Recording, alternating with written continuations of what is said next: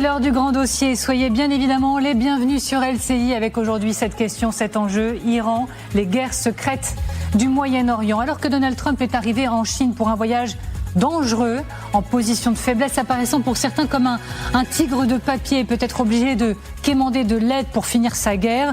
Nous en parlerons avec Jean-Louis Bourlange. Ce sommet peut-il changer la guerre ? La guerre peut-elle se terminer à Pékin ? Mais donc, alors que Trump est arrivé en Chine, nous allons vous parler des guerres secrètes du Moyen-Orient. Les pays du Golfe deviennent-ils des acteurs militaires à part entière ? Avec quel impact sur la guerre? Quelle escalade à la clé? Oui, les Émirats arabes unis mènent une guerre secrète à l'intérieur de l'Iran. L'Arabie saoudite aussi. Abu Dhabi et Riyad sont-ils prêts à entrer en guerre? Et une guerre qui peut être relancée à tout moment, à très court terme, pour repartir de zéro. Les États-Unis lui ont même déjà trouvé un nouveau nom de code à cette opération. Ce serait l'opération Massue. Mais derrière les mots, quel plan? Et là encore, on vous dit tout ce qu'il faut savoir. Vous verrez également que si la Maison-Blanche doit reprendre potentiellement de zéro, c'est peut-être parce que l'Iran a à peine été ébranlé. Des chiffres incroyables à suivre. Téhéran a retrouvé l'accès à 30 des 33 sites de missiles le long du détroit d'Ormuz. Accès à 90% de ses installations de stockage de missiles. Pour tout vous faire vivre, pour tout vous faire comprendre, bien sûr, nous serons en direct du terrain, nous serons aux États-Unis, nous serons en Chine. Mais donc, Iran, les guerres secrètes du Moyen-Orient. Écoutez, regardez. Je ne pense pas que l'on ait besoin d'aide pour l'Iran. Nous les avons vaincus sur le plan militaire. Soit leurs dirigeants feront ce qu'il faut, soit nous terminerons le travail. Et pour tout comprendre, pour tout décrypter, je suis ravie de retrouver sur ce plateau Elisabeth Shepard-Selam. Bonjour. Bonjour. Et merci beaucoup d'être avec nous. Vous êtes maîtresse de conférences à l'Université de Tours. Vous êtes spécialiste des questions de défense et de sécurité. Bonjour à vous, Lucas Manger. Bonjour, merci Amélie. Également d'être à nos côtés. Vous êtes grand reporter spécialiste des relations internationales.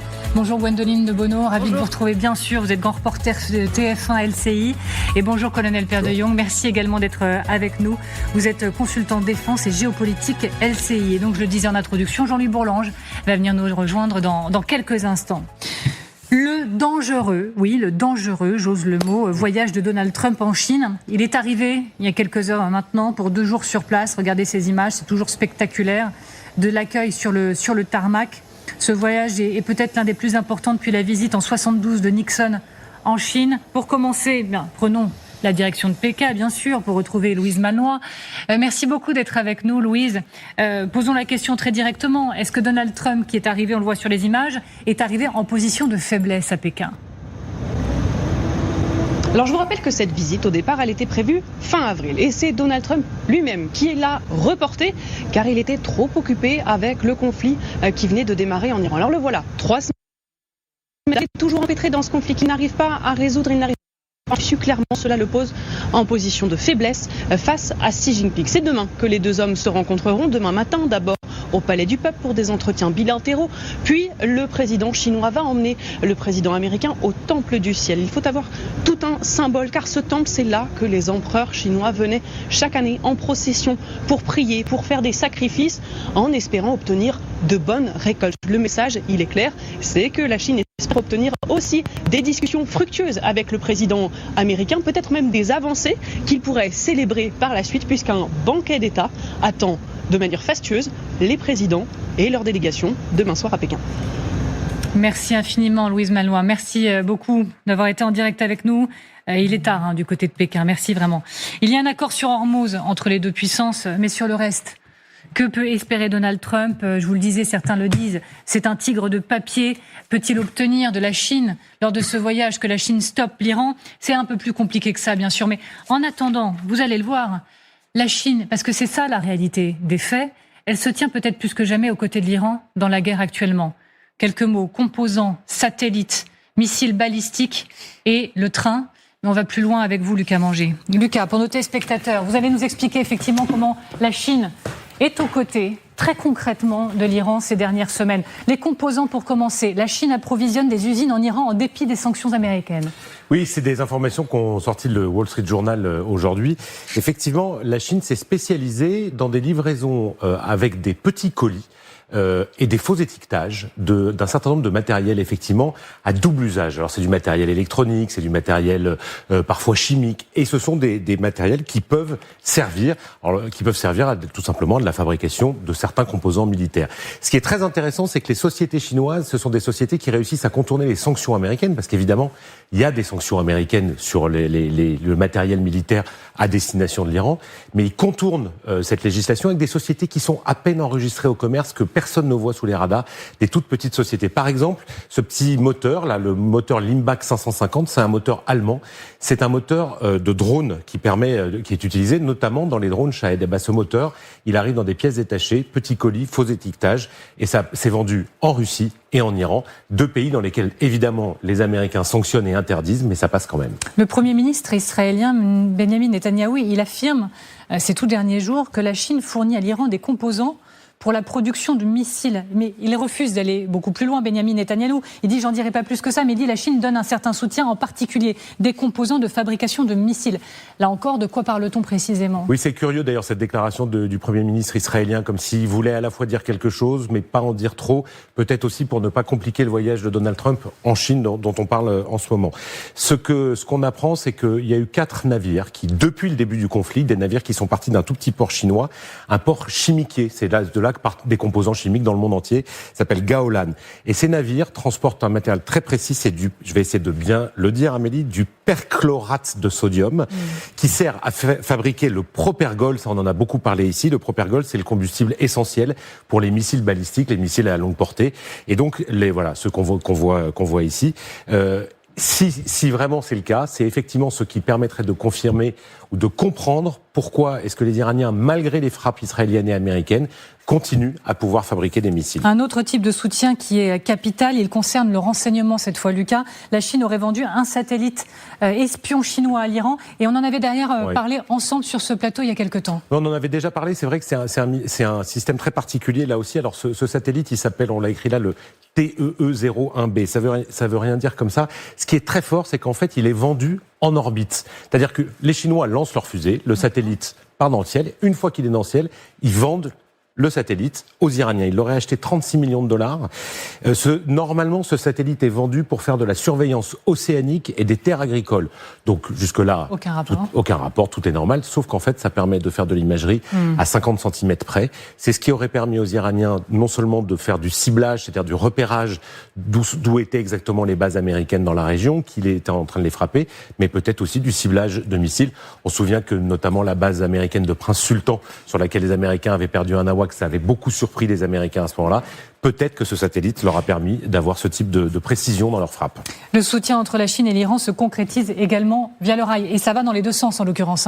Ça va dans les deux sens. Alors, vous savez, les Chinois sont des grands spécialistes du rail. C'est une nation de train. On voit sur cette carte, c'est pas la porte à côté, la Chine et l'Iran. Il faut passer par le Kazakhstan et le Turkménistan.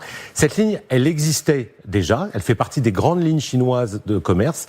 Sauf que, avant le conflit, il y avait à peu près un train par semaine. C'est des trains gigantesques, 40 à 50 wagons, qui permettent de livrer à Téhéran, via ces 2 pays avec lesquels ils ont des accords, là aussi du matériel, des composants électroniques, mais aussi du matériel, des machines à laver, ou simplement du matériel qui permettent aux Iraniens de vivre.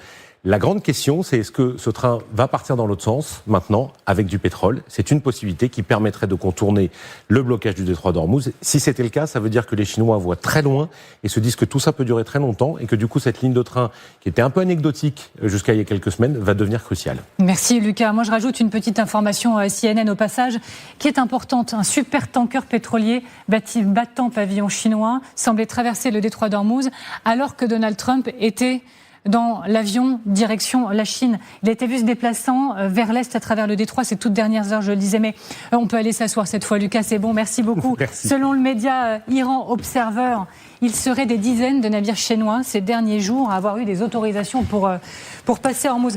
Ce que je montre là, Elisabeth, c'est un geste de gratitude de l'Iran envers la Chine avant des négociations cruciales entre Xi Jinping et Trump, où Xi Jinping peut désormais dire voilà, moi le détroit d'Ormuz c'est pas mon sujet, c'est le vôtre les Américains, mes navires passent.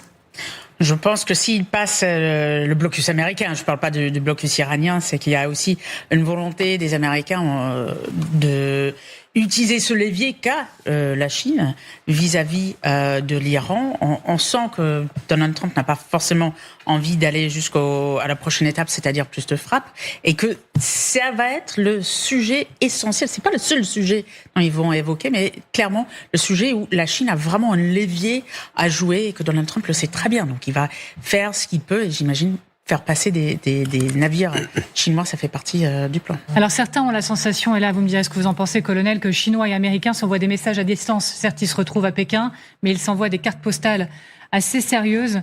De loin, du côté américain, cette fois, le message serait peut-être venu d'un nouveau sous-marin qui serait apparu non loin de Gibraltar. Il a fait surface publiquement. Il y en avait eu un premier ces dernières heures. Certains experts que nous lisions estimaient que ce message-là peut être à direction de la Chine. Regardez notre sous-marin. Il est là, il est présent, alors que nous arrivons, nous vous envoyons des gestes forts. Alors c'est clairement le domaine des sous-marins nucléaires lanceurs d'engins. Dans les engins, vous avez 24 cellules, donc vous avez 24 missiles capables de partir. Chacun de ces missiles a 8 missiles, donc vous avez 192 cibles potentielles par porte-avions, par sous-marin, donc c'est considérable. Le deuxième avantage des Américains, c'est qu'en fait, sur les sols, avoir une telle marine de sous-marine, parce que les Chinois sont loin du compte, et en fait, les Américains sont les seuls au monde aujourd'hui à avoir une permanence à la mer de trois sous-marins, et en fait ils dominent le monde dans ce domaine-là. Alors c'est vrai que les Chinois progressent, mais ils en sont pas encore là, et loin s'en faut. Ça c'est le deuxième point.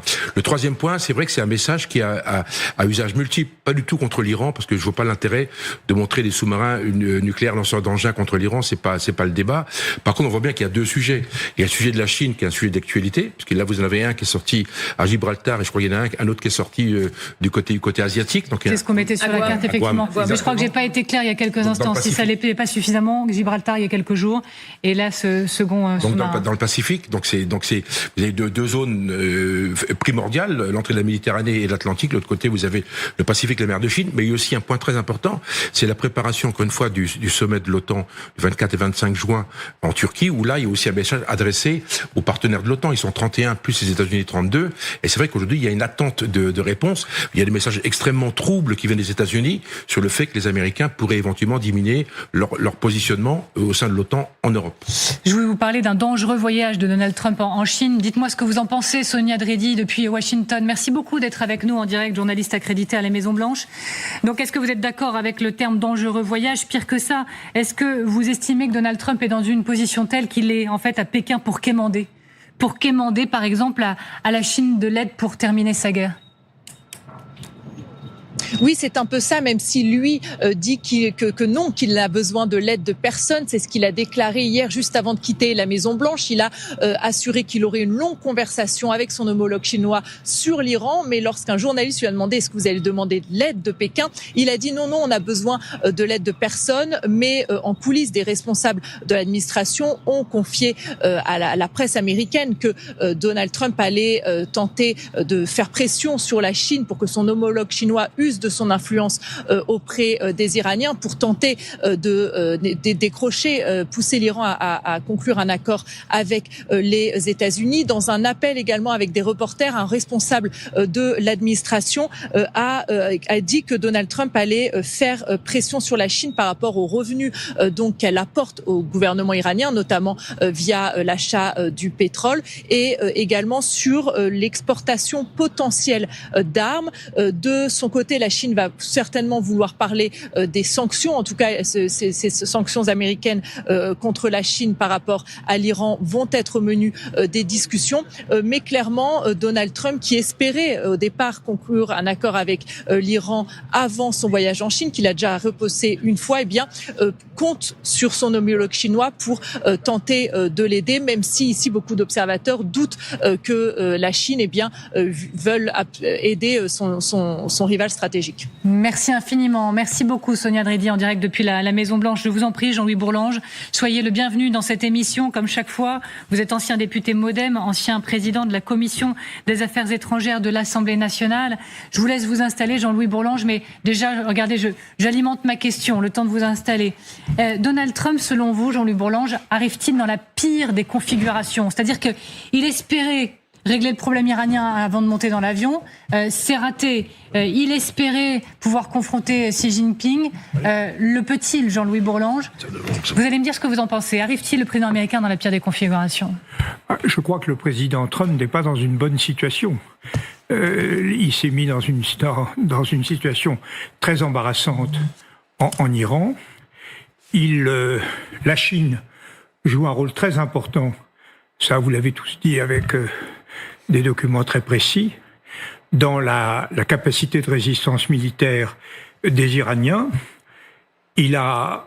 Politiquement, la Chine peut certainement agir très fortement pour amener les Iraniens à conclure un compromis dont je ne sais pas encore lequel il pourrait être, mais enfin, notamment sur mais ça dépend entièrement des Chinois. Et là, on a tout le problème de la responsabilité, des responsabilités géopolitiques de la Chine dans le Pacifique. Parce que derrière ça, il y a évidemment l'affaire de Taïwan. Il y a effectivement, concrètement, la demande chinoise d'interrompre les ventes d'armes américaines à Taïwan. Et au-delà, il y a l'incertitude immense sur le degré d'engagement. On a eu des problèmes avec l'article 5 sur le plan européen, mais le degré d'engagement des Américains en cas de conflit entre Taïwan et donc on a, si vous voulez, si on raisonne globalement, moi je crois que ce qui caractérise l'administration Trump depuis le début, je crois avoir employé l'expression déjà chez vous, c'est le programme MASA, Make America Small Again. Parce que en réalité, le schéma vers lequel tend la politique américaine, c'est le retour aux États-Unis tels qu'ils étaient au XIXe siècle, avec un contrôle aussi large que possible de l'hémisphère américain, une absence de présence en Europe qui est évidente, une situation très, très détériorée au Moyen-Orient, et maintenant une situation dans le Pacifique où il est très vraisemblable que les alliés des Américains vont ressentir tout cela avec une immense inquiétude.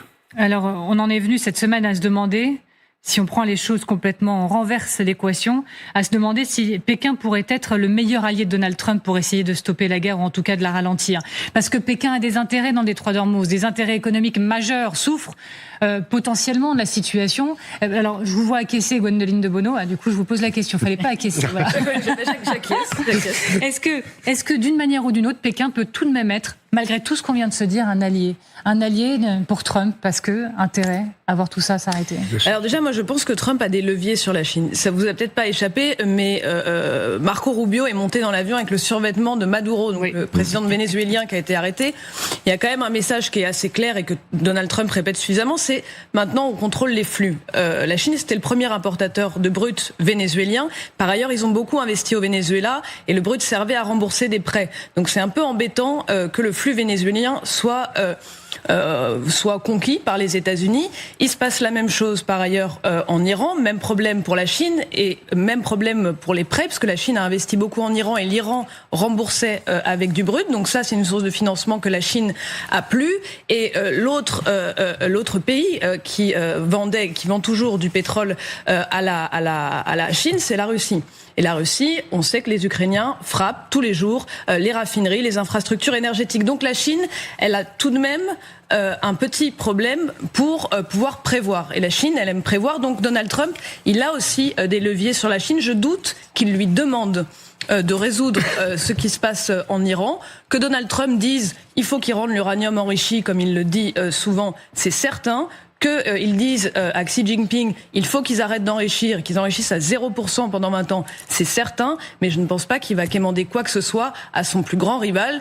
Il l'a redit ces derniers jours, la Chine c'est the big one, c'est le gros morceau avec qui un jour il y aura une confrontation, il ne va pas se mettre en position de faiblesse face aux dirigeants chinois. Mais quelque chose peut se passer sur le front iranien du côté de Pékin pendant 2 jours. Est-ce que Trump a en effet des leviers du côté de Xi Jinping pour intervenir? Sur le plan militaire, je ne sais pas. Je crois que les les Américains seront très soucieux d'interrompre cette aide qui se fait au mépris des sanctions, etc. Cela dit, je crois que la relation entre les deux est très équilibrée. Il y a le problème des terres rares, il y a le problème...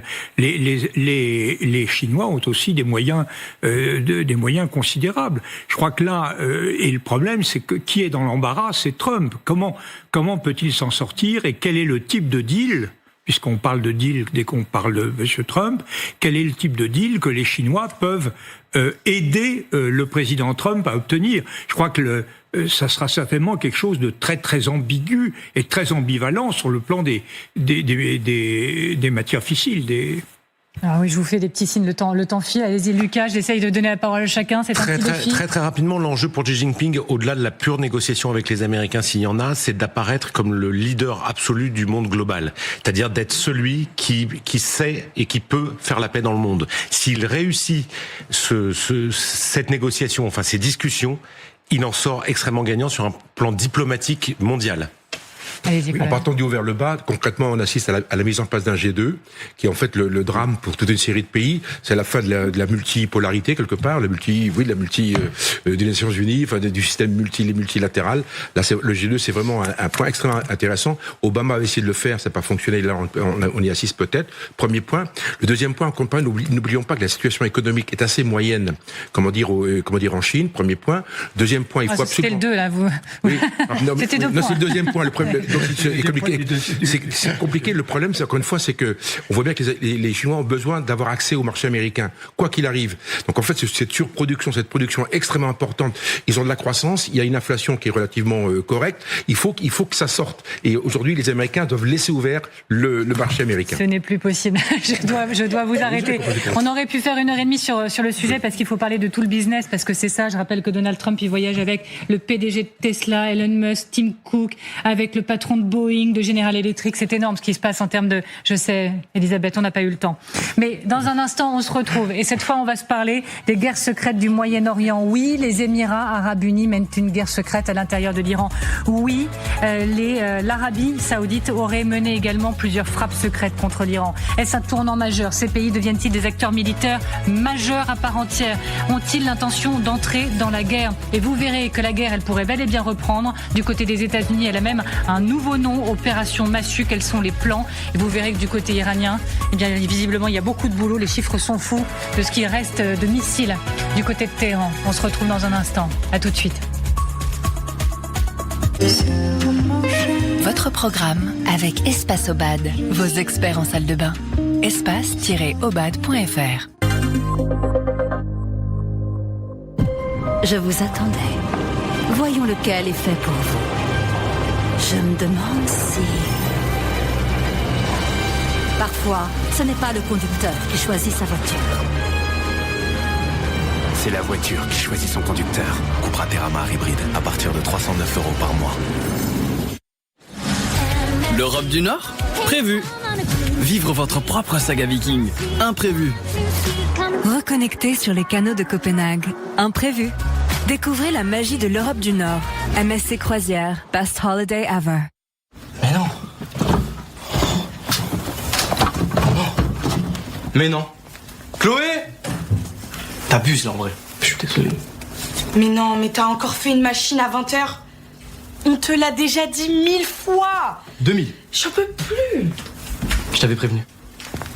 Bah ouais mon petit Paul. Cet été, Engie rembourse la moitié de vos consommations pour la souscription d'un contrat ELEC référence 3 ans. Appelez le 3101. J'agis avec Engie. Fatigué après 50 ans?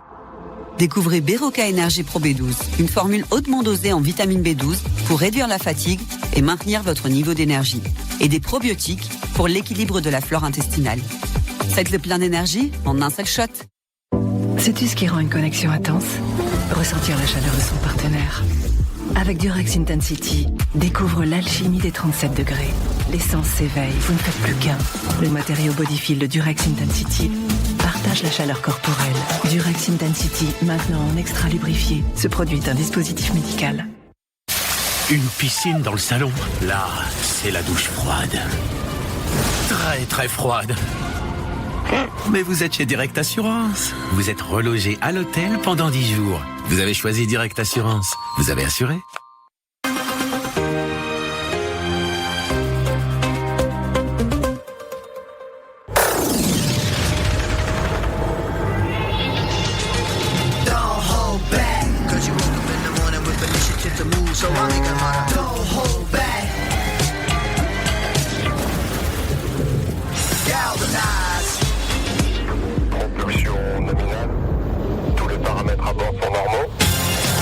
Chaque jour, Michelin innove pour faire avancer le monde sur la route et bien au-delà.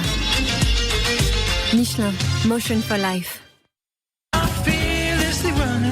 Protégez votre chien contre les puces électriques pendant 1 mois grâce à Front Pro. Votre comprimé à croquer appétissant et facile à donner pour que les puces électriques ne viennent pas se mettre entre vous. Front Pro est un médicament vétérinaire disponible sans ordonnance. Sais-tu ce qui rend une connexion intense ? Ressentir la chaleur de son partenaire. Avec Durex Intensity, découvre l'alchimie des 37 degrés. L'essence s'éveille, vous ne faites plus qu'un. Le matériau Bodyfil de Durex Intensity partage la chaleur corporelle. Durex Intensity, maintenant en extra lubrifié. Ce produit est un dispositif médical. La Monnaie de Paris dévoile une pièce de 2500 € inspirée d'une figure emblématique de la République, le génie de la liberté. Cette monnaie millésimée 2026 est composée de 16,25 grammes d'or pur, un métal précieux et particulièrement recherché.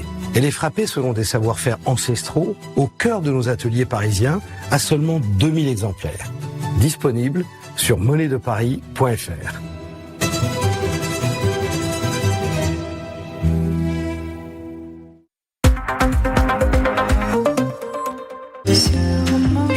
Votre programme avec Espace-Obad, vos experts en salle de bain. espace-obad.fr.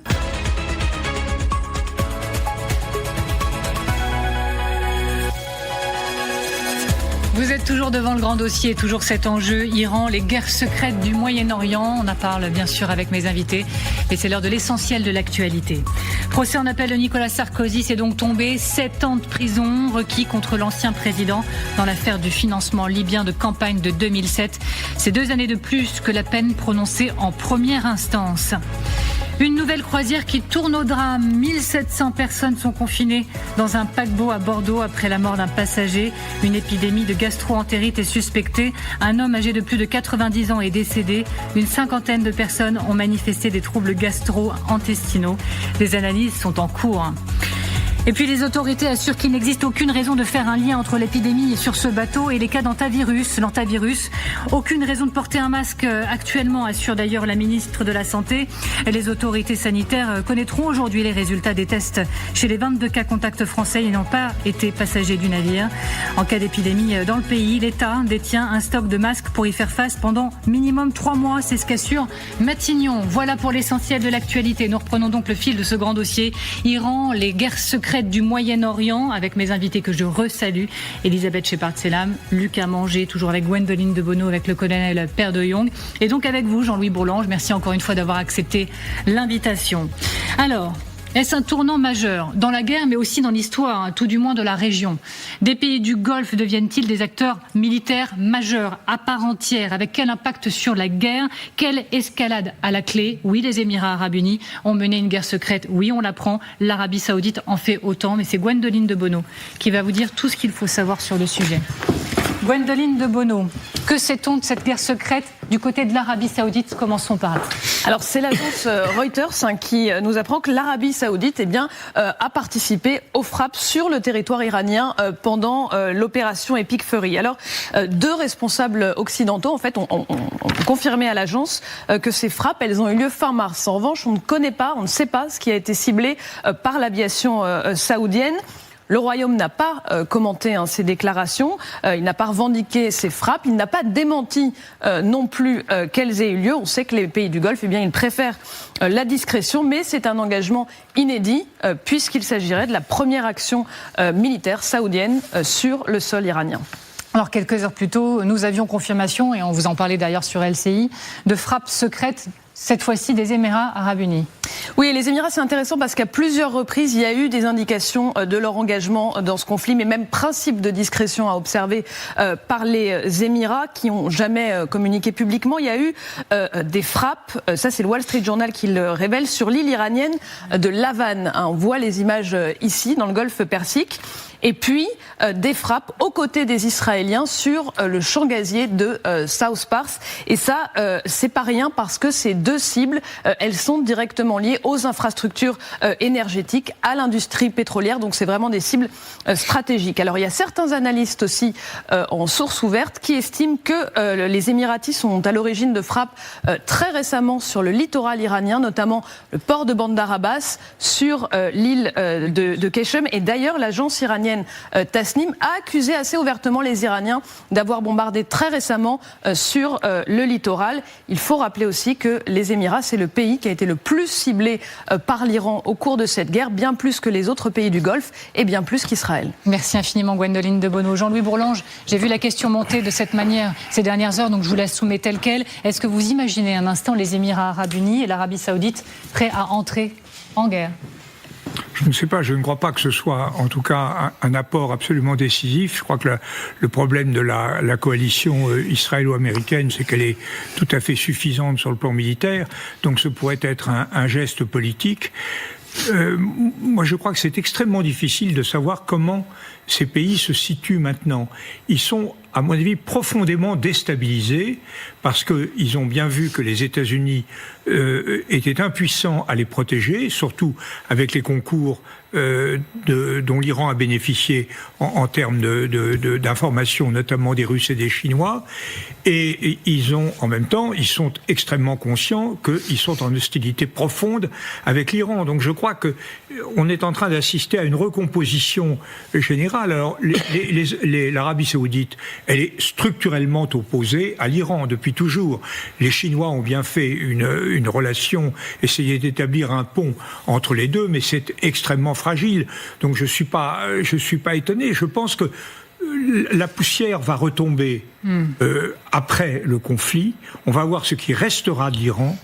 Ce qui est possible, c'est qu'il y ait une solidarité militaire accrue, notamment pour les Émirats, avec Israël. Oui. Parce qu'au bout du compte, le seul pays Israël qui un peu d'un coup sur le plan de ses options politiques, mais sur le plan militaire, le pays le plus sérieux, le plus fiable dans l'hostilité à l'Iran, c'est Israël. Donc je crois que tous ces pays sont véritablement troublés. Ils attendront aussi beaucoup de la Chine. Qu'est-ce que les relations entre l'Arabie saoudite et la Chine sont très importantes. Donc est-ce que les Chinois, Trump, etc., va faire retomber la poussière? Est-ce qu'on va arriver à quelque chose?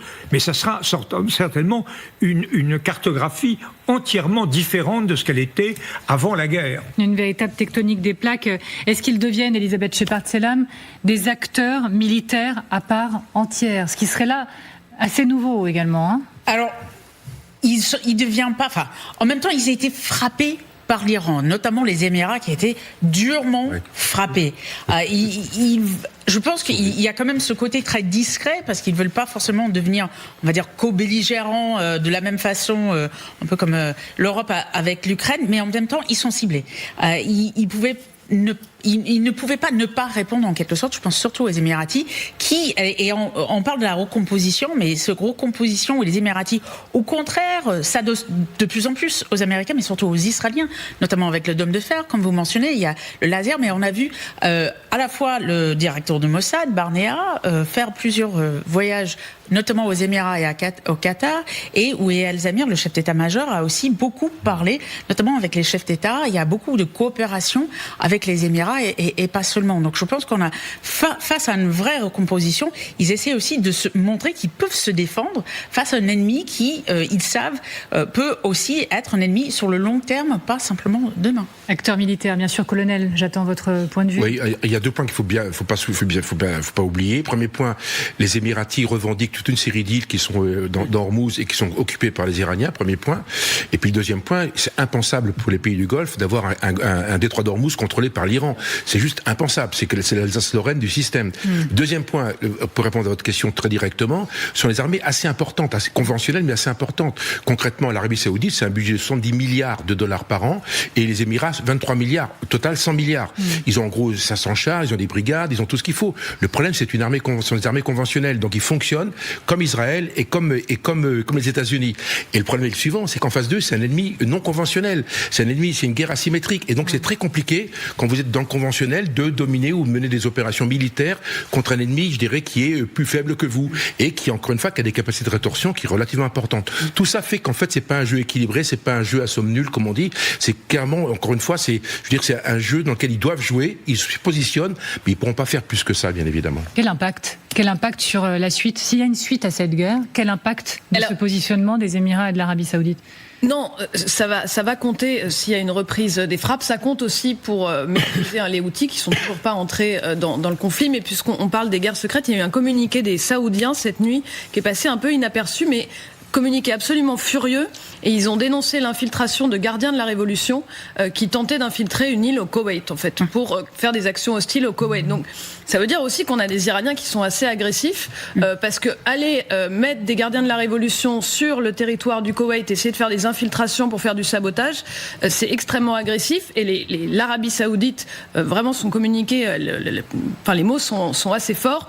Donc on a quand même là des pays du Golfe qui veulent absolument que cette question soit réglée, et avec une grande conscience que l'Iran est un danger majeur. Et regardez cet autre élément qui va exactement dans votre sens. On a découvert ces images tout juste cet après-midi du côté de Dubaï. Ils ont commencé à installer des grilles de protection contre les drones autour de dépôts pétroliers, des structures métalliques, vous voyez, des clôtures érigées autour des installations stratégiques pour créer une barrière physique contre les drones. Voilà le niveau d'inquiétude. Ça, c'est la réalité de l'inquiétude de la région, alors qu'on sait que la moindre étincelle peut tout faire repartir. Oui, parce que lors de la campagne de frappe qui a été menée par l'Iran contre les Émirats ne s'y attendaient pas. Et donc là, ils se préparent pour l'avenir, et pour soit l'avenir dans quelques jours, soit l'avenir dans quelques mois ou dans quelques années.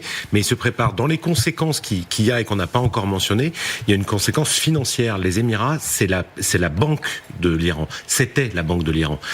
Quand je dis la banque de l'Iran, c'est-à-dire que beaucoup des avoirs cachés des gardiens de la Révolution, mais aussi de l'argent de l'État iranien circule non pas à Abu Dhabi, mais plutôt à Dubaï, qui est l'un des 7 États. Les Émirats, c'est une fédération de 7 Émirats, et c'est à Dubaï essentiellement que les Iraniens plaçaient leur argent. Ça va avoir des conséquences directes, parce que les Émiratis vont plus du tout accepter ce jeu-là. C'est-à-dire, il y avait quand même une sorte d'arrangement.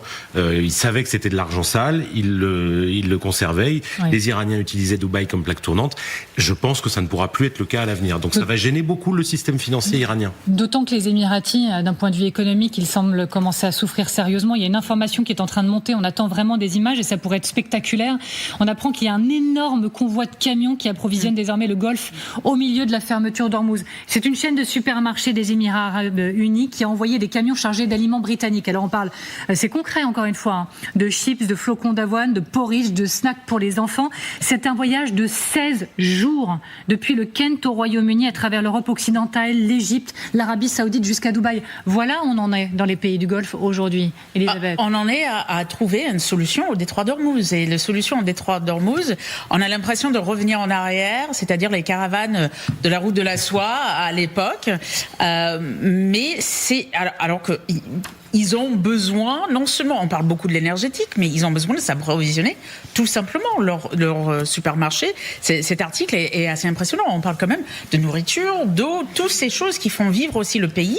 Il faut les faire venir. Et si on ne peut pas les faire venir en bateau, on le fait venir autrement. Mais ça veut dire, c'est pas les mêmes quantités, c'est pas le même temps, comme vous mentionnez. Donc c'est quelque chose qui se construit de jour au jour. Oui, allez-y, Jean-Luc Bourlange. Oui, je crois qu'il y a, c'est vraiment très très difficile d'analyser cette situation. Je crois qu'il y a 2 enjeux très très différents. Il y a d'abord un enjeu de sécurité et de protection, parce que effectivement, ces États ont été attaqués alors qu'ils ne s'y attendaient pas. Et ils se sont aperçus que leurs défenseurs officiels, c'est-à-dire les États-Unis, ça ne fonctionnait pas. Donc je crois que là, tous les moyens militaires qu'ils ont sont destinés à contribuer à leur sécurité, mais qu'est-ce qu'ils peuvent faire réellement? Est-ce que les Israéliens et les Américains ont besoin de cet apport? Non, pas vraiment. Qu'est-ce qu'ils peuvent faire? Donc ils ont un problème, et ils ont un problème de protecteurs. Il y a un problème précis. Comment vont-ils... Alors, nous avons joué un certain rôle, notamment en assumant nos responsabilités vis-à-vis des Émirats. Avec des rafales. On a fait... Mais globalement, ils ont un problème de sécurité massif. Deuxièmement, comme le disait le colonel, ils ont un problème qui est premier, c'est le détroit d'Ormuz. Ils veulent que ça circule et ils ne veulent absolument pas que ce soit sous le contrôle iranien. Et le problème nucléaire est moins important pour eux que le problème du détroit d'Ormuz. Mais à ce moment-là, je crois qu'ils attendent. Ils attendent de savoir si ce sera possible ou pas. Et ils ont effectivement, comme à tout, les moyens financiers, c'est-à-dire le fait qu'il soit la banque de l'Iran. Donc c'est un système vraiment en état de suspension. On ne sait pas, et eux-mêmes attendent très profondément savoir comment ça va tomber. Est-ce que le détroit d'Ormuz va être rétabli ?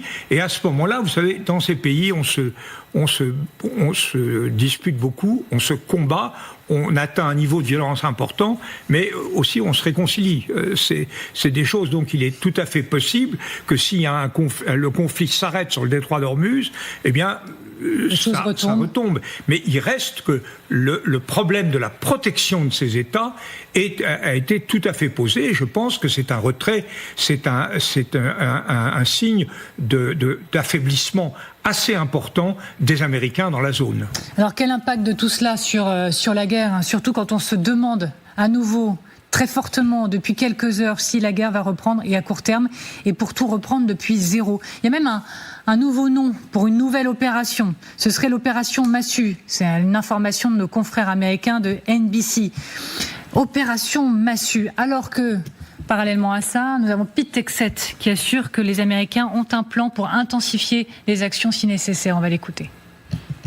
Je me demande, et cela relève peut-être du secret d'État, mais pourriez-vous présenter à cette commission un plan B ? Je dirais que nous avons un plan pour tout. Nous avons des plans pour intensifier nos efforts, des plans pour nous retirer si nécessaire et des plans pour déplacer nos forces. Bien sûr, nous ne dévoilerons pas quelle pourrait être la prochaine étape compte tenu de la gravité de la mission que le président a entreprise pour garantir que l'Iran ne dispose jamais de la bombe nucléaire.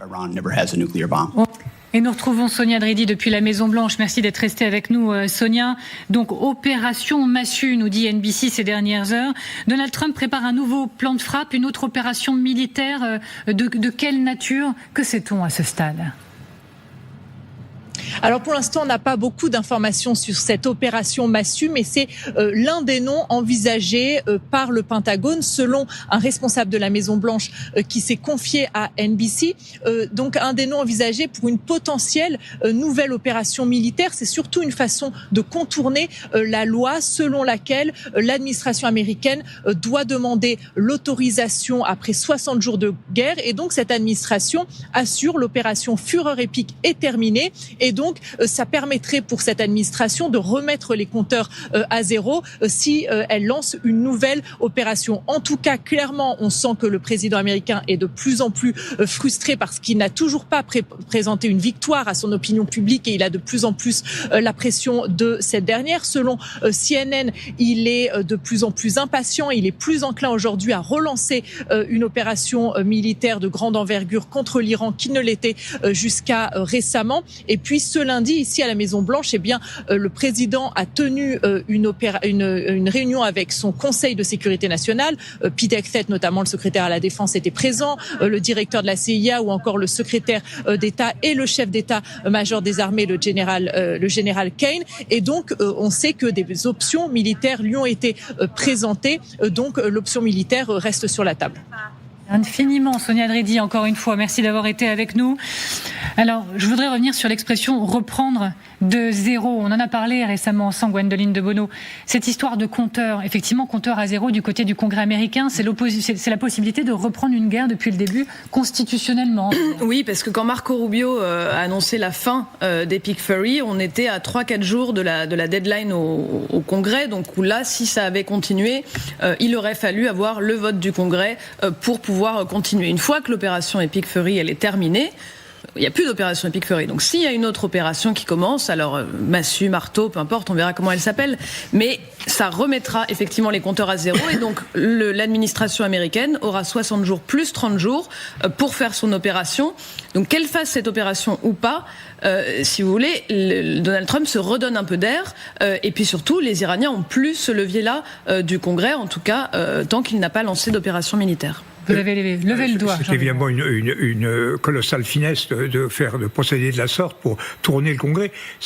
Juridiquement, ça ne tient pas la route parce qu'on est dans une situation de blocus et le blocus est un acte de guerre. Donc on ne peut absolument pas dire que la guerre a été interrompue par l'arrêt des opérations militaires sur le territoire iranien. On a un blocus, la guerre continue. Et enfin, ça n'empêchera pas Trump de traiter à sa manière la Constitution américaine, mais juridiquement, ça ne tient pas un instant la route. Allez-y, Elisabeth. Ça tient peut-être pas, mais devant le Congrès, c'est pas la première fois. On l'a déjà vu avec Obama. Il faut comprendre que donc cette fameuse loi de 73 oui. Sur les pouvoirs de la guerre a été tellement contournée par les présidents américains de droite et de gauche qu'on critique beaucoup Donald Trump, mais ça sera pas le premier, ça sera pas le dernier. Je rappelle juste que c'est le Congrès qui est censé déclarer la guerre. Le dernier qui a été déclaré, c'était la Deuxième Guerre mondiale. Or, les Américains ont quand même été dans beaucoup de guerres depuis. C'est juste que on a tendance à contourner la loi. C'est un peu la tradition. Et puis la majorité au Congrès, mais en plus. Si opération Massue, il y a, alors effectivement, il y a débat sur l'expression, la traduction, mais si nouvelle opération, il y a, de quelle nature ? Parce que la première phase, si on l'appelle comme ça, elle n'a pas montré des résultats, on va le voir encore un peu mieux dans quelques instants, extrêmement probant. C'est le cœur du problème. Frapper quoi ? Comment ? Le cœur du problème, en fait, il n'y a pas de solution pratique et ni même militaire. On voit encore une fois que Trump l'a dit très clairement, si une nouvelle campagne se lance, ce sera pour détruire les installations, les infrastructures, tout le système qu'ils n'ont pas fait. Ils ont touché en gros 13 000 objectifs. On va supposer que c'est que militaire, mais on voit bien que les résultats ne sont pas tout à fait là non plus. Donc en fait, il va commencer à détruire des routes, des ponts, des installations, je dirais, énergétiques, etc. Il y a que ça. Maintenant, je pense qu'il y a aussi un point très intéressant, c'est de mixer l'opération Epic Fury avec l'opération Freedom, en fait, de se concentrer sur la côte et de détruire systématiquement l'ensemble des installations portuaires qui permettraient, encore une fois, aux Iraniens de contrôler les flux maritimes dans Hormuz et dans le Golfe Persique. C'est, à mon avis, la seule solution, à l'heure où on parle. Gwendoline et Lucas, allez-y, Gwendoline. Et après, dans les options crédibles, une qui est poussée par une partie de l'appareil sécuritaire israélien, c'est les infrastructures énergétiques, clairement, mais avec cette idée qu'elle créerait des problèmes pour la population. Clairement, il y aurait des problèmes pour la population civile qui en souffrirait plus dans son quotidien que ce que ça n'a été le cas pendant Epic Fury, et donc avec l'hypothèse que là, n'ayant plus rien à perdre, parce que les problèmes internes en Iran sont quand même énormes aujourd'hui, même si on se concentre moins là-dessus, sortirait de toute façon dans la rue pour réclamer des comptes au régime. Je rappelle que ça fait plus de 70 jours qu'Internet est coupé en Iran. À la fin de l'opération, ils n'ont jamais rouvert Internet depuis. Dans le sillage de ce que dit Gwendoline, le plus grand risque, c'est effectivement la population, parce que s'ils se mettent à frapper pour terroriser, c'est-à-dire essayer de faire tomber, on sait aussi que pour essayer de faire tomber un régime, il y a le côté choc et comment ça s'appelait, choc et froid, et que une partie des Américains sont tentés par ce type d'opération. Sauf que, comme vous le disiez, Gwendoline, la population peut sortir dans la rue pour faire tomber le régime, ou au contraire, dans un effet de peur et de panique, se souder derrière le régime pour essayer de survivre. Et c'est dans toutes les discussions qui ont lieu là ces derniers jours, il n'est plus jamais question de la population iranienne, plus jamais. C'est-à-dire que ce n'est pas un objectif l'objectif de Donald Trump quand il disait en janvier attendez-nous, on va vous sauver, c'est terminé. Donc la population iranienne, elle est abandonnée pour le moment par son régime. Ça ne l'a sans doute jamais été, mais ça l'a été de manière, en tout cas, dans la communication de Donald Trump au départ. Pour vous montrer le niveau de tension, le paysage de tension dans lequel nous évoluons, sans vouloir vraiment être catastrophiste à tout craint, mais une information qu'on voudrait quand même éclaircir ensemble. Colonel, je me tourne vers vous. Ces événements exceptionnels dans le ciel de l'Autriche, avec des Eurofighters autrichiens qui ont décollé pour identifier des avions américains survolant l'Autriche sans autorisation, Vienne, qui limite son survol dans le cadre de la guerre contre l'Iran. Ça dit quoi de la tension globale, encore une fois, et potentiellement de la solitude des États-Unis également ? Ah oui, indéniablement. Premier point, l'Autriche n'appartient pas à l'OTAN. Donc déjà, on peut considérer qu'ils ne sont pas concernés par la guerre qui est autour d'eux. C'est le premier point. Le deuxième point, ce sont les avions de transport américains, bien évidemment. Puis le troisième point, je pense que c'est une exagération des Européens, et l'Autriche comme les autres, en fait, le fait d'interdire aux avions américains de survoler leur territoire, je pense à la France, à l'Espagne, je pense qu'ils ne sont pas obligés de faire ça. Et je pense qu'il y a une espèce de réaction européenne qui me dérange. Ils ne sont pas obligés de le faire. Ça ne change rien au fait qu'on soit en défensive en Iran. Mais là, il y a une exagération. Et ça, je pense qu'on peut le payer très cher au moment de la fameuse réunion du mois de juin en Turquie, où là, il y aura des règlements de compte qui vont être vraiment très sérieux entre les Américains et les Européens. Jean-Louis Bourlange, je suis curieuse d'avoir votre regard sur cette situation. Je crois que la situation est ce qu'elle est. Les relations à l'intérieur de l'OTAN sont totalement détériorées. Les Américains ne nous pardonnent pas de ne pas les aider, alors qu'ils ont tout fait dans le passé pour rendre impossible cette aide. À la fois parce qu'ils n'ont pas cessé, depuis que Trump a été élu, de mettre en cause nos positions économiques, douanières, nos positions idéologiques avec la démocratie, Vance, nos positions territoriales avec les menaces sur le Groenland, et ils sont engagés dans cette affaire sans nous demander notre avis, sans se concerter avec nous, et alors que nous subissons, comme ils le disent d'ailleurs, comme l'ensemble des pays de la planète, les conséquences directes de cette affaire. Donc ce sont des relations totalement détériorées, et moi je considère effectivement que ça ne conduira pas les États-Unis à quitter l'OTAN, parce qu'ils ont intérêt, ne serait-ce que pour vendre du matériel et pour peser sur nous, ils ont intérêt à y rester, mais en tout cas ça nous garantit une absence totale de solidarité dans les conflits ultérieurs que nous aurons, notamment avec la Russie. Donc c'est la pire des situations, qui est celle de l'Arménie, si vous voulez, qui est d'avoir un protecteur qui ne vous protège pas. C'est ça le risque que nous avons. Les pays baltes. Une des choses qu'on voit venant des États-Unis, c'est plutôt la géométrie variable. On parle beaucoup de l'Autriche, de l'Allemagne, de l'Espagne, par exemple, et des critiques et éventuellement les troupes qui sont retirées. Mais on ne parle pas des troupes qui vont aller en Pologne, par exemple, ou dans les pays baltes, et tous les pays qui essaient justement, dans cette relation un peu à géométrie variable, d'attirer les États-Unis. Je rappelle quand même que dans la stratégie de sécurité nationale, ils parlent des pays avec qui ils peuvent faire des choses et d'autres avec qui ils ne peuvent pas. On est vraiment dans une sorte de bilatéralisme exagéré. Oui. Alors, est-ce que... Juste un petit mot sur le commentaire d'Elisabeth. Je crois qu'elle a raison. Mais sur les États-Unis, sur l'Allemagne, je crois que le but est totalement tactique. Le but de ce retrait, c'est de mettre Merkel en difficulté dans son pays, en disant, avec vous, on ne garantit pas la protection américaine. Or, le réflexe atlantique est très fort en Allemagne, et donc ça l'affaiblit encore un peu plus. Il n'y a pas besoin de ça. Est-ce que le président américain, c'est notre question maintenant, envisage une nouvelle opération, l'opération Massue, on vous l'a présentée il y a quelques instants, parce qu'il fait le constat que l'Iran a, jusqu'à ce jour, été à peine ébranlé. C'est le plus alarmant, peut-être, ces dernières heures, selon certains analystes. Un article du New York Times qui est tout à fait dévastateur, basé sur des évaluations classifiées des États-Unis, rapporte que l'Iran a accès à ce jour à 30 des 33 sites de missiles le long du détroit d'Ormuz, des chiffres incroyables. Téhéran a accès à 90% des installations de stockage de missiles. Je ne vais pas plus loin, parce que c'est le colonel Perdeyong qui va tout vous expliquer. Colonel, voilà, on revient sur ces chiffres parce qu'ils sont importants pour aujourd'hui et pour la suite. Ces chiffres sont spectaculaires, colonel, dites-nous tout. Alors effectivement, c'est absolument incroyable, les chiffres sont phénoménaux. Concrètement, le New York Times va sans dire un chiffre incroyable. Concrètement, aujourd'hui, l'Iran a rétabli son dispositif de missiles. Donc ça n'a rien été détruit. Vous avez 30 sur 33 qui sont actifs. Donc c'est incroyable. Le point particulier, c'est qu'on peut se poser la question de savoir pourquoi le New York Times a eu l'information et comment il l'a eu. On voit que les services de renseignement passe, parce que le sujet c'est guerre secrète, passe de l'information aux journalistes pour en fait déstabiliser le pouvoir américain. Et ça sont de vraies informations qui déstabilisent le pouvoir américain, bien évidemment. Mais comment on explique de tels chiffres ? 90% d'installations souterraines, partiellement ou totalement opérationnel. On va considérer quelque part en fait que l'Iran a retrouvé une espèce d'intégrité dans son dispositif en nombre de missiles, en site de lancement, en capacité de refabriquer quelque chose, etc. Donc très concrètement, il y a un environnement qui fait que l'Iran se retrouve dans la situation dans laquelle ils étaient début février ou mi-février. Donc c'est ça le cœur du problème. Et malheureusement, c'est un vrai sujet. Pourquoi ? Parce que les Américains n'ont cessé de communiquer depuis un mois et demi sur le fait qu'ils avaient détruit littéralement l'ensemble des installations, balistiques iraniennes. C'est pas le cas, puisqu'en fait, ça se révèle. Et comment ça se révèle ? Vous avez des opérations satellitaires qui permettent de détecter, etc. Après, il y a un autre point qui est très, très important. C'est le fait que les Américains sont limités en quantité de munitions. Ça, c'est un vrai secret qui va réapparaître progressivement. Très concrètement, on sait qu'ils n'ont pas pu détruire, un exemple, l'ensemble des sites. Pourquoi ? Parce qu'il manquait de bombes anti-bunker qui valent très cher, qui sont très compliquées, très pondéreuses, donc très lourdes, etc.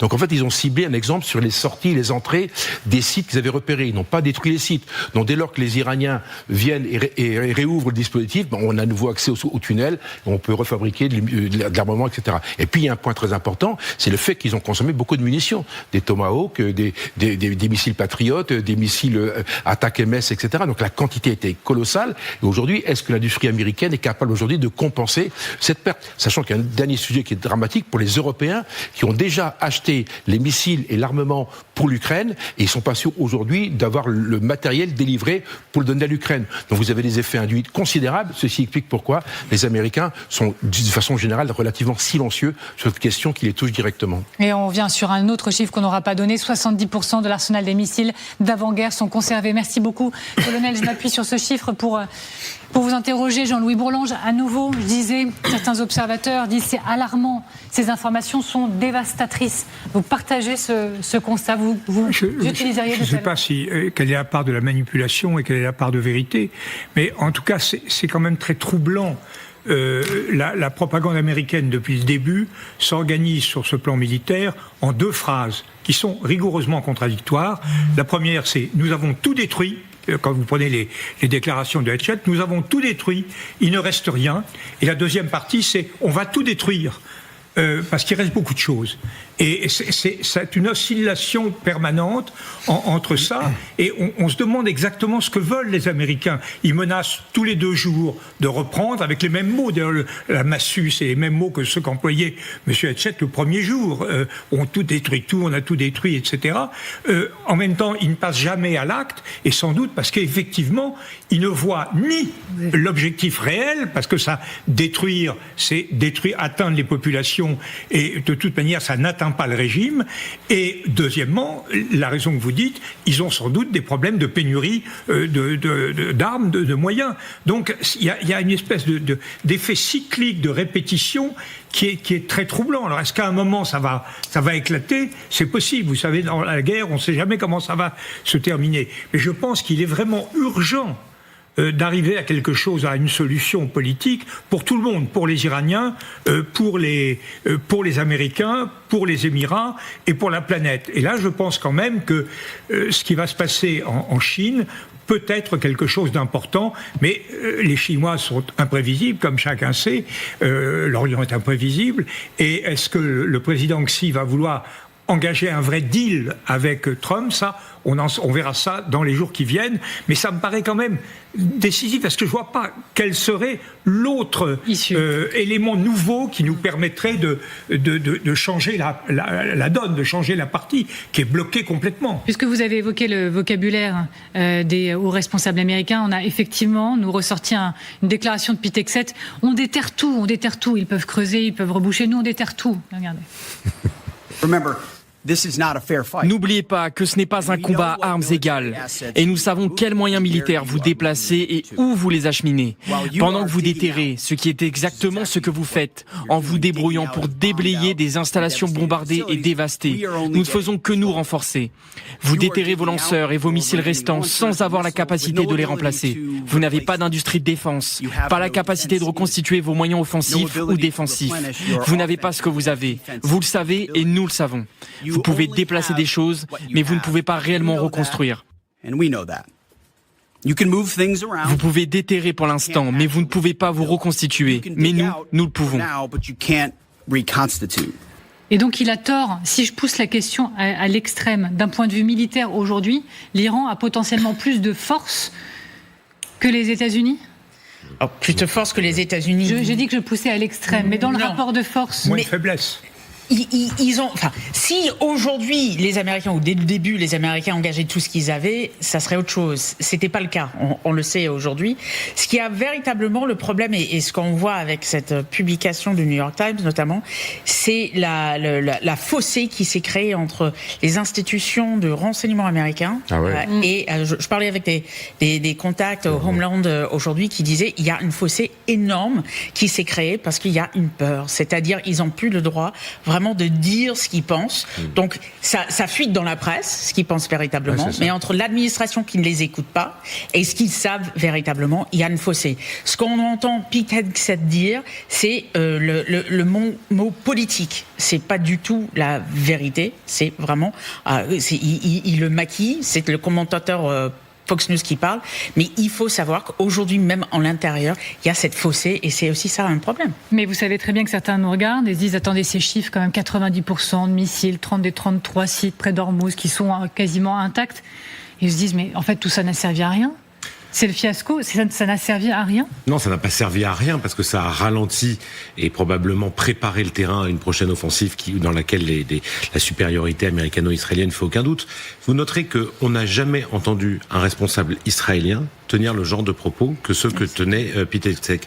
Les Israéliens, et c'est bien pour ça que quand Donald Trump a déclenché la trêve d'une certaine manière, cette ni guerre ni paix, les Israéliens, eux, n'étaient pas du tout satisfaits. Et Netanyahou, le chef d'état-major, voulait continuer pour la simple et bonne raison que eux, ils n'ont pas tenu ce genre de discours et qu'ils savaient que l'arsenal iranien était loin d'être complètement détruit. Et d'où l'inquiétude israélienne qui continue et qui, légitimement, les Israéliens se disent on est toujours une cible pour les Iraniens parce que ces missiles existent encore. Donc pour eux, la partie n'était pas du tout terminée. Et comme d'habitude, Trump, lui, fait du Trump alors que les Israéliens font une guerre. Allez-y, Gwendoline. Oui, après, je crois, en plus, Israël connaît la difficulté des installations souterraines. Je rappelle qu'aujourd'hui, ils n'ont toujours pas la cartographie des tunnels dans la bande de Gaza. Ça reste un point d'interrogation pour les Israéliens. Donc, ils connaissent très bien ça. Du coup, ce qu'ils ont fait et ce qu'ils font avec les Américains, et on l'observe assez, c'est qu'ils font tout un travail sur les chaînes d'approvisionnement. Parce que tous ces missiles qu'on voit, et il doit en rester beaucoup, ils ne peuvent pas fonctionner tout seuls. Ils s'auto-lancent pas. Il faut, Lucas en a parlé tout à l'heure, des propergols, il faut des agents chimiques, il faut du carburant, il faut tout un écosystème pour que ça puisse fonctionner. Et on se rappelle du navire, le Tuska, où on voyait le capitaine demander au personnel d'évacuer la salle des machines. C'était un de ces navires, notamment, qui allait chercher du perchlorate de sodium en Chine.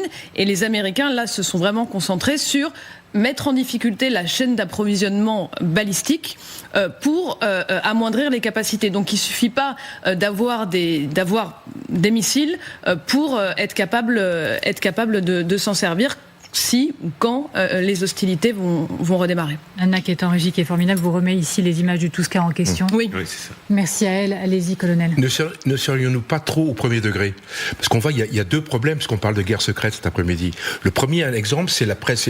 Concrètement, les services de renseignement donnent de l'information à la presse. Ça, c'est déjà très surprenant, mais on sait que Trump a martyrisé les services de renseignement, la CIA, etc. Tout ça a été chamboulé, donc en fait, il y a des comptes qui se règlent. Mais le deuxième point, si vous voulez monter une deuxième opération dans les semaines qui viennent en Iran, il faut dire qu'il y a un ennemi. Si vous dites que tout est rasé, on ne peut pas justifier une deuxième opération marteau ou massue, je ne sais plus comment il a, pardon pour le marteau, il y a peut-être un copyright, non ? Et donc ce que je veux dire simplement, c'est que c'est peut-être une opération de communication américaine. Ils sont très bons dans ce domaine-là pour justifier le fait qu'ils ont laissé un mois de répit à l'Iran, ils reconstruisent, ils se reconditionnent, et en fait les chiffres sont peut-être faux. Donc je me méfie souvent des chiffres comme ça qui sortent. Ça me paraît étrange, parce que les Américains ont quand même vraiment tapé comme des sourds sur le système de lancement balistique américain. Alors on tenait absolument, pardonnez-moi colonel, on tenait absolument dans cette émission à vous parler d'une histoire qu'on estime être proprement incroyable. Un navire russe qui aurait peut-être transporté des réacteurs nucléaires et qui se dirigeait possiblement vers la Corée du Nord a coulé en Méditerranée. C'est une enquête édifiante de CNN qui est sortie ces toutes dernières heures. Une torpille occidentale à supercavitation, vous me direz dans quelques instants de quoi on parle, pourrait être à l'origine du naufrage. Alors est-ce qu'un sous-marin occidental a torpillé l'Ursa Major ? On a retrouvé les images de l'époque dans une opération incroyablement osée. De quoi parle-t-on, colonel, précisément ? Dans une opération torpille occidentale à supercavitation qui aurait été à l'origine d'un tel naufrage. Et on va reparler de ce qu'il y avait dans les cales, c'est-à-dire des réacteurs nucléaires. Parce que le problème, est-ce qu'on savait ou est-ce qu'on savait pas ? C'est ça le cœur du sujet. Est-ce qu'on pensait que c'était, comment dire, des chips et puis des couches pour bébés donc le problème est sûr parce qu'on coule des bateaux maintenant. Les Américains coulent des bateaux. Donc on ne sait pas qui a coulé ces bateaux. Donc le vrai problème. Et on lutte également, je vous rappelle, contre les flottes invisibles russes. Donc il y a peut-être des opérations qui se montent. Le problème, j'imagine n'imagine pas une seule seconde qu'on ait souhaité détruire un bateau dans lequel il y avait, des centrales nucléaires ou en tout cas des éléments capables de, dangereux pour la planète. Vous voyez ce que je veux dire? Même si c'était pour la Corée. Donc en fait, il s'est passé quelque chose. On a quand même tiré une torpille. Alors torpille à cavitation, c'est pas très compliqué. Vous créez une bulle d'air dessous, vous cassez le bateau en deux. Le bateau, il coule quasiment instantanément parce que vous créez une espèce de choc par le bas et vous a pas la torpille ne tape pas directement sur les parois latérales du bateau, mais elle va taper dessous, elle explose et le bateau se coupe en deux. Voilà ce qu'ils ont fait. Maintenant, ça mérite encore une fois des explications, plus de logique, savoir ce qu'il y avait effectivement dans ce bateau. Ça me paraît extrêmement étrange. Mais encore une fois, on parle de guerre secrète, on est en plein dedans peut-être. Jean-Louis Bourlange, si l'hypothèse d'une torpille se confirmait, bateau russe transportant des réacteurs nucléaires direction la Corée du Nord, si l'hypothèse d'une torpille se confirmait, est-ce qu'on serait bien au-delà d'un incident maritime, mais plutôt dans un message stratégique d'une très rare fermeté, dans une opération qui vise à stopper un transfert technologique extrêmement sensible? C'est certainement quelque chose de très important. Je ne suis pas sûr que ce soit entièrement nouveau. Je parle devant le colonel sous son contrôle.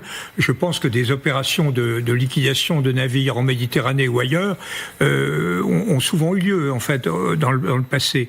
Maintenant, une cargaison de cet ordre, c'est évidemment quelque chose de très fort. Mais qu'est-ce que ça signifie comme message? Qu'est-ce que ça? Le message, c'est qu'on va se défendre. Mais devant qui, devant quoi? Ça va pas. Si c'est pour la Corée, ça va pas faire changer les dirigeants coréens d'orientation. Si c'est pour l'Iran, enfin, je me demande ce que ça peut signifier. Enfin, je pense plutôt à ce que suggérait, me semble-t-il, le colonel, c'est-à-dire dans des opérations extrêmement complexes contre les flottes clandestines de pétrole, etc. Un gros incident avec effectivement à bord des choses qui ne devraient pas y être et qui sont. Mais j'en sais rien. Je peux pas vous dire. Je n'ai aucune information. Non, bien sûr. On essaie d'analyser le message. Ça ne doit pas quand même être quelque chose de totalement inédit que ce genre d'incident. Encore une fois, image de 2024, 23 décembre 2024. Si c'est le cas, encore une fois, le message envoyé à la Russie, il est extrêmement fort. Est-ce que c'est... nous aussi, on a des lignes rouges, ne jouez pas avec elles. Oui, ça peut être un message comme ça. Il y a une autre hypothèse qui est évoquée, c'est que ce soit les Russes eux-mêmes qui aient torpillé leur propre bateau. Parce qu'ils ne voulaient pas qu'on mette la main sur ces réacteurs.